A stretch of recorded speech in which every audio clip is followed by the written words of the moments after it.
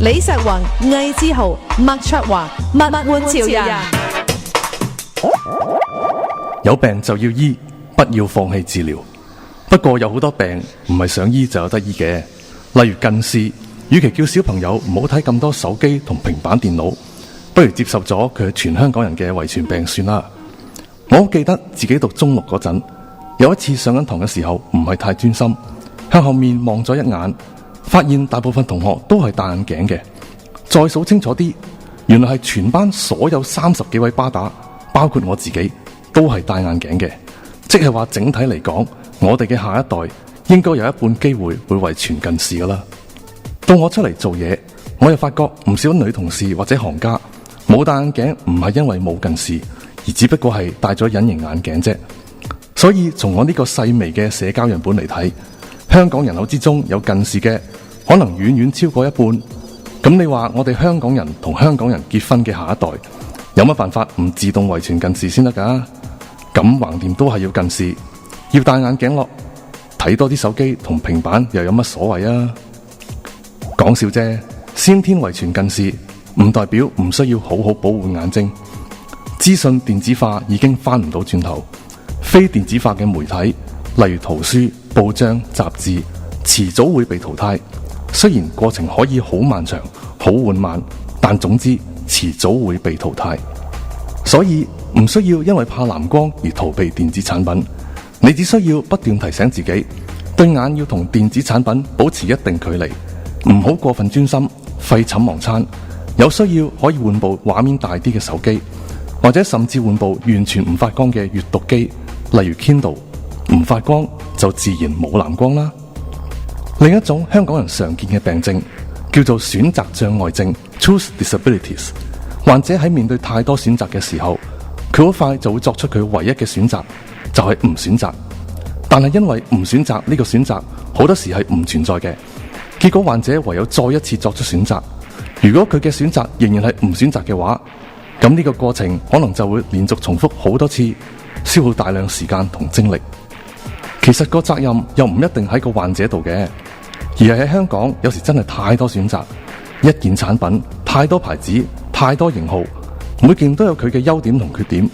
唔同地方又有唔同嘅價錢，真係左睇右睇都冇辦法博取。對於科技產品，我自己有一個斬腳趾避沙蟲嘅解決辦法，就係索性用死一隻牌子，仲要係提供好少選擇，價錢劃一嗰隻牌子。大家都知我講緊乜，你哋或者會覺得我買貴咗，但我就覺得真係一分錢一分貨，貴咗嗰一橛錢令我少咗好多生活上嘅煩惱。不過嚟緊又要買錶啦，咁多條錶帶點揀好呢？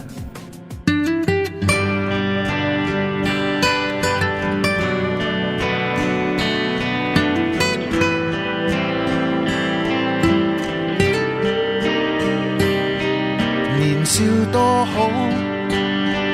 還劣多好，不甘安於封建制度裏，迷信上街真理會達到，旗幟高舉，群眾聲討，不惜犧牲一切去上訴，權貴的想法太俗套，只可惜生活是一堆挫折，只可惜生命是必須妥協。年少多好，貧困多好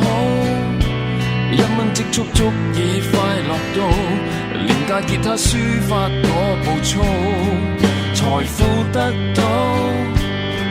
年歲不保，捐書不必講究有回報，人世間總會有結數，只可惜生活是一聲發笑，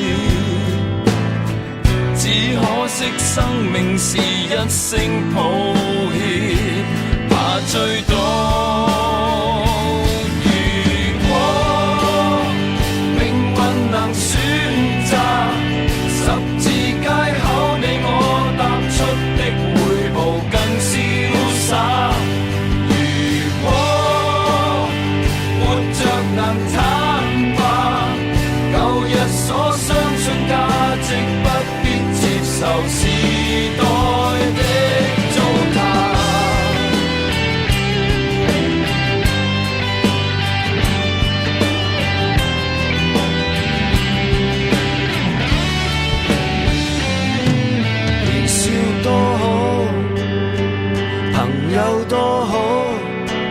一番爭執不會有被告，遊戲競爭不會記入腦，年歲增長無法修補，